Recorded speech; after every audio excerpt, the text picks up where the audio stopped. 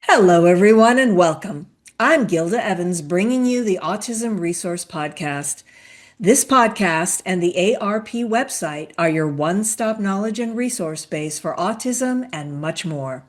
I'm pleased to have Judi Uttal join me as my guest today. Judi is president of the Orange County Asperger Support Group, a nonprofit organization improving the quality of life for individuals and families dealing with high functioning autism.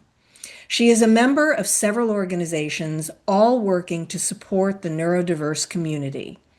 In 2022, Judi founded the Autism and Entertainment Workgroup to help support inclusion in the entertainment industry. She is the mother of a 33-year-old son who was diagnosed with autism at the age of 3. Welcome, Judi, and thanks so much for taking the time to join me and discuss the work that you do. Hi, Gilda. It's nice to be here, and thank you for inviting me to come. So, to begin with, how did you become involved with the issue of employment and Social Security benefits? That's a great question. As president of the Orange County Asperger Support Group, I have, for the last 8 or 9 years, been involved with a group called the Orange County Local Partnership Agreement. And that is an organization comprised of other parents and nonprofits, but also all the schools, all the high schools, many of the colleges, regional center, Department of Rehab. So it's a collective of individuals that are focused on people in transition, individuals with learning disabilities and other disabilities, and trying to help improve things for them. And that's led by a woman named Linda O'Neill, who's just a powerhouse herself. And Linda has created a variety of different committees. And I became interested in the issue of work and Social Security. And I volunteered to run one of these committees. Let me explain how I got interested in that topic. When Biden took office, there were these meetings of different groups looking at the whole Build Back Better issue and figuring out what things could be improved. And so I ran a session that was focused on work for individuals with autism. And what came out really loud and clear from the individuals that participated was frustration with fear of losing their Social Security benefits when they were attempting to work. And this has become an overarching issue for them in that they were trying to reduce the number of hours, which made it even harder for them to find employment because you say, I want to work, but I only want to work 10 hours a week. So it made it difficult for them. And it also was a discussion that they really didn't want to have with employers. And so I heard that loud and clear. And sometimes you hear about something and then you hear more and more about the same thing. And in participating in the local partnership agreement, there was a woman who, like me, was the mother of a child with autism, whose son was on SSDI, and she was going through hell dealing with Social Security. She had been hit with an overpayment letter, and then that led to them discontinuing her son's benefits, telling her that he's no longer disabled. And she went through 3 or 4 years of hell trying to resolve it. And so I got to know Melissa and her problem. And it became real to me that this was an issue. And I felt like it was a real important issue because so much energy and time and money is being spent on trying to help individuals with disabilities or individuals with autism find work and get employed. But to have this big boulder in the middle of all this friction that was a deterrent from the motivation for working seemed like something that needed to be resolved. And I wasn't sure how big a problem this was until I got involved and ran the committee and did some research. So that kind of gives you a feeling for where it came from. Okay, yes, that sure does. So now I would appreciate it if you would share some details about this committee that you're a part of and its work, and also the findings of some of the research you've done? Sure. So the committee initially started as a small group that was inclusive of other people. And the kind of work we did was we tried to analyze the problem, and we actually wrote a white paper about what we thought was the problem and what was a real problem. That committee was comprised of Linda O'Neill, who I mentioned earlier, Richard Rosenberg, who is a well established consultant, expert in employment for individuals with disabilities, Scarlett von Thenen, who is with the State Council for Disability Rights. And she was amazing to have on this team because she just knew everything. Anytime you had a question, she knew the answer. And then finally, Melissa Corey, who was the mother who I mentioned earlier, who was going through this. So we were the core team. And we got started and we put together a white paper analyzing what we thought were the problems with the Social Security system, which is a system that is really designed for people who want to retire and so that they can get income after retirement. So it has a specific purpose, and that's what Social Security was set up for. The problem entails that we're trying to use that same system to deal with individuals with disabilities. And that's where things break apart because you have the expertise in handling the mainstream group, and the system breaks down for the people that are not part of the mainstream. So we did our initial research and wrote this white paper and started circulating it. And we felt this was not a problem we could solve on our own. In fact, it's such a big problem, and tackling Social Security is an overwhelming issue in general. So we expanded to a group within California, and that group had representation from the regional center, the Department of Rehab, it had benefit specialists, we had ARCA, just a variety of individuals who recognize the same issue. And we started meeting a couple years ago. And then we decided to do a survey just to collect stories. And that survey ended up being an amazing result. And I'm a marketing person by trade. And a lot of times you want marketing surveys to show you something. This particular survey made it very clear what the problems were. And so it was a godsend. Would you like me to share the results of that survey? Sure, Okay. go ahead. I don't know how involved and in depth it is, but certainly the more important points that the survey brought up, I think would be very good to share. Okay. So the survey was done in the summer of 2023. We had a lot of organizations help us distribute the survey, including the State Council of Developmental Disabilities, the regional centers, and the Association of Regional Centers. We got over 600 responses, and the responses covered 43 of the 58 counties where there are regional centers. And it was responded to primarily by parents or representatives, but we also had strong response from the individuals themselves. And here was the interesting finding.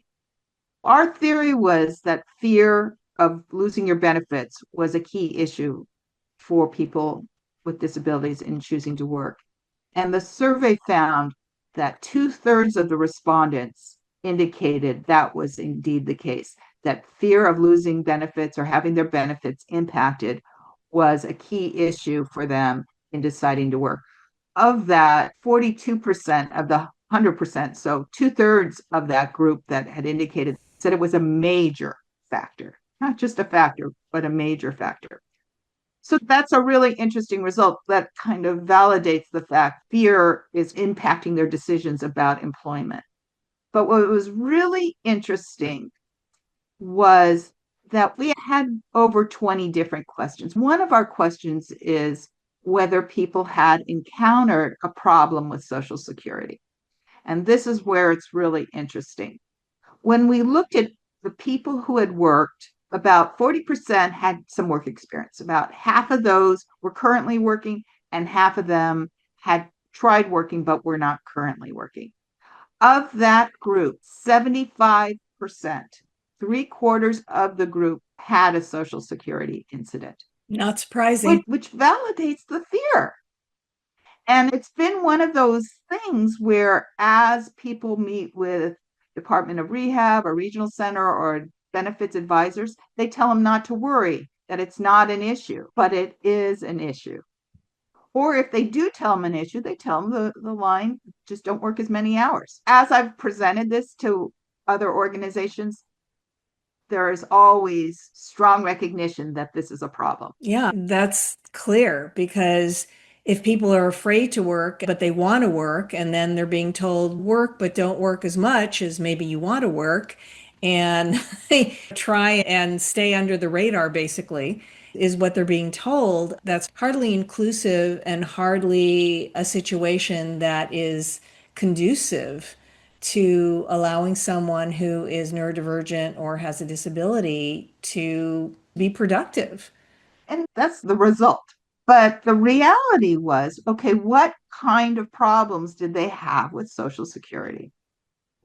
The number one issue, with 76% of that group experiencing it, was overpayment notices. That could be $1,000, $10,000, $50,000, because the way overpayment notices are given is at some point they review your file, and they may discover that they shouldn't have paid you for the last 3 years, 2 years, whatever that time period is, and they then want to take your money back.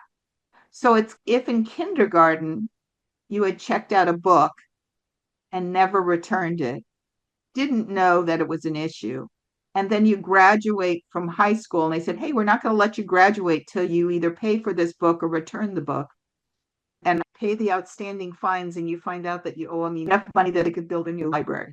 So because the onus of the fact that they paid you when they shouldn't have is on the person who's receiving the benefit, which just doesn't seem fair.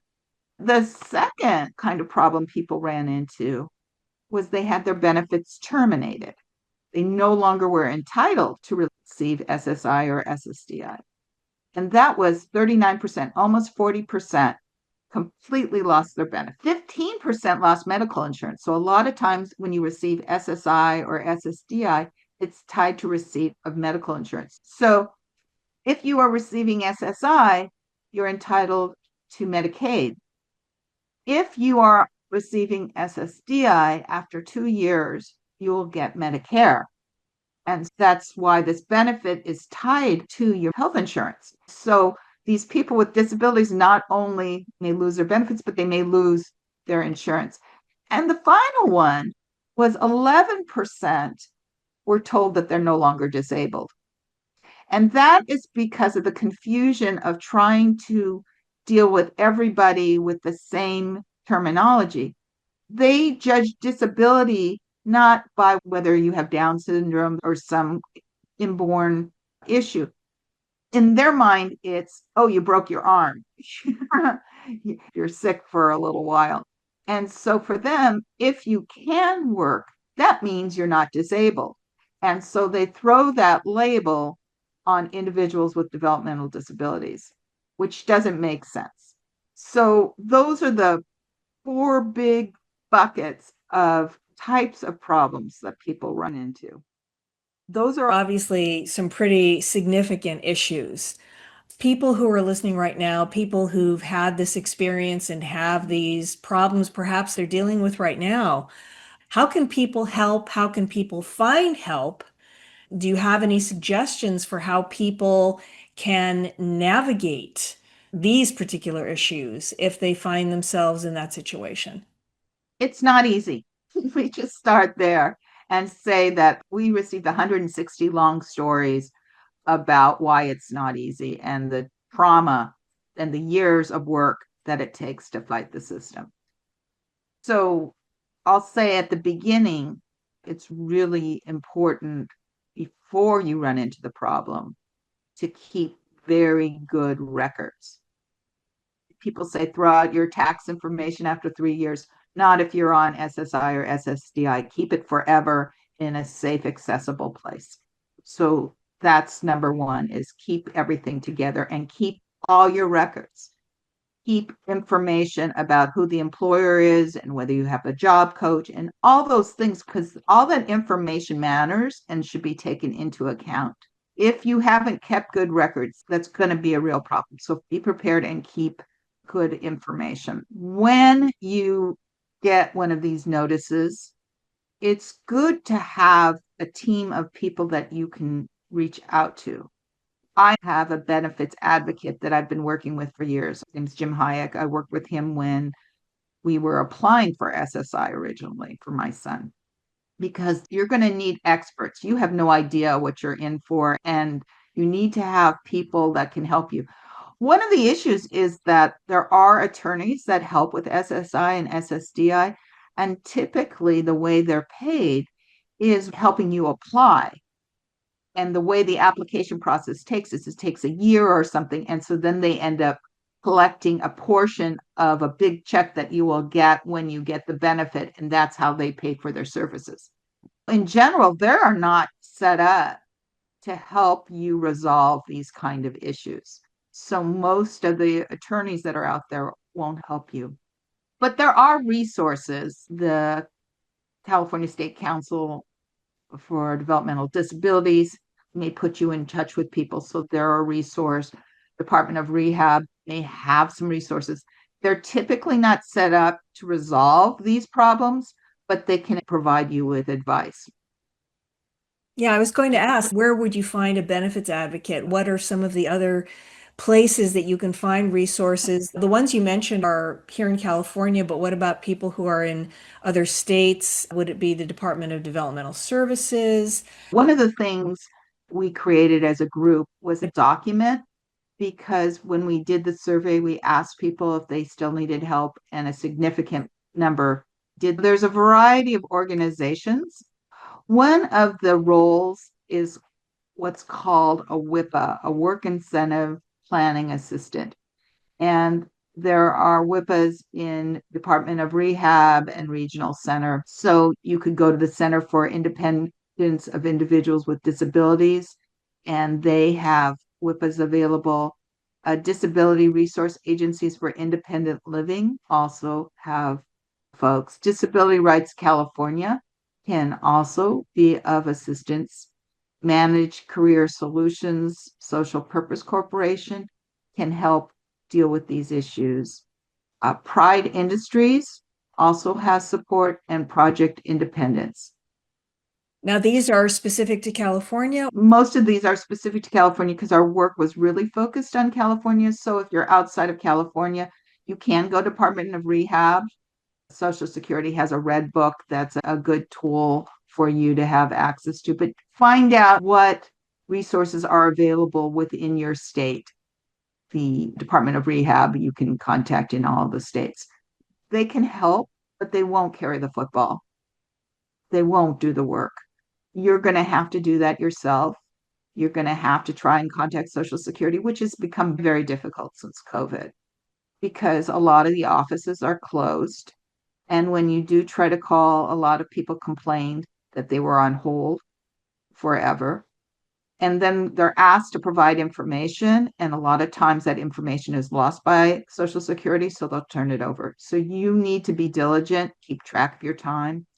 You may need to request a hearing, escalate it in terms of trying to resolve the issue. And those are all challenging. You may need to get an attorney involved. I'd just say there was an easy answer, and I'm here to tell you what that is. That is part of the problem, really, is that the people dealing with this problem are typically one of those kind people who are taking care of their child who has a disability.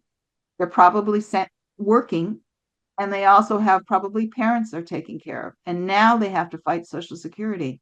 So there isn't anything really set up to deal with this, because most of the organizations out there are funded through the government.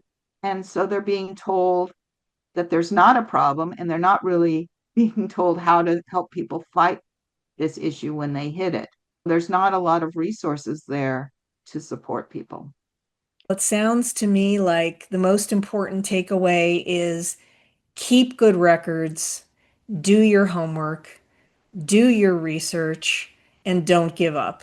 That sounds like the prescription. And find experts who can help you. I do think there are a lot of benefits advocates. I don't know if they have a network or anything like that, but go to support groups, find other people who are dealing with this, because lots of other people are dealing with it in your local area, and see what kind of advice they can offer you. But you shouldn't feel alone. And it's scary because this may be the primary source of income for their child.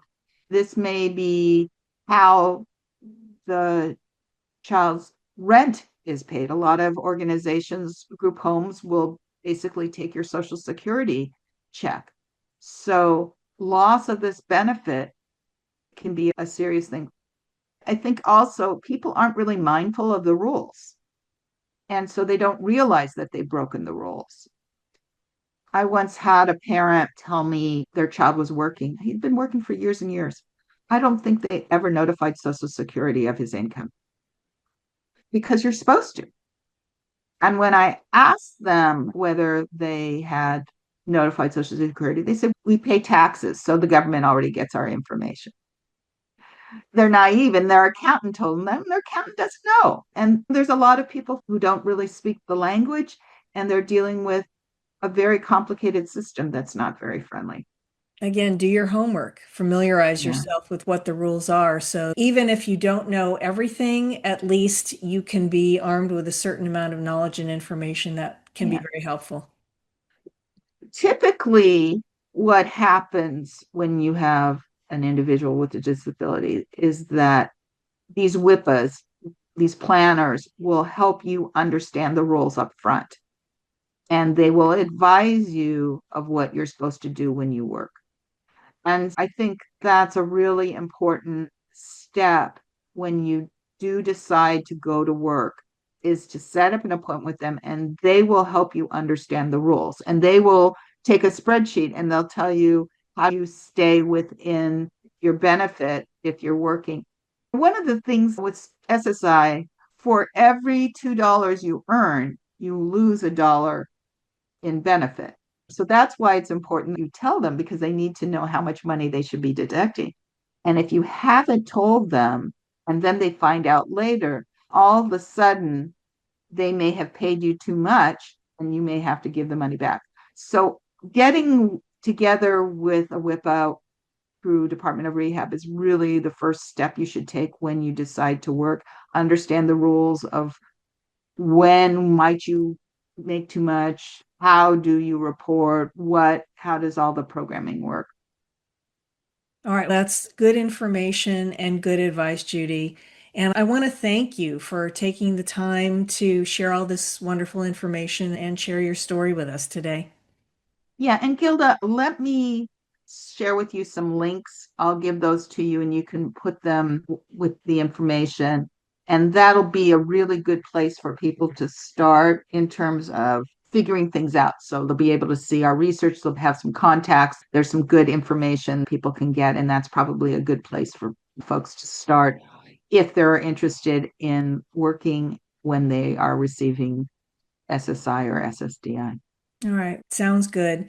And thank you again for taking the time to come on to the podcast and share some good information with us today. Thanks, Gilda. If you like what you hear, please subscribe to the podcast. You can find it on Apple iTunes, Amazon Music, Spotify, and other popular platforms. Don't forget to follow us on Facebook and Instagram. And if you would like more information on this topic or anything else we've covered on the Autism Resource Podcast, visit us online at autismresourceproject.org/podcast. If you have a topic you'd like us to cover in the future, contact us through the website or comment on any of our social media channels. And be sure to check out our growing website often, since we are continually adding useful information and resources. I want to thank our listeners for spending part of their day with us. This is the Autism Resource Podcast, and I'm Gilda Evans, reminding you to take care of yourself and that special person in your life.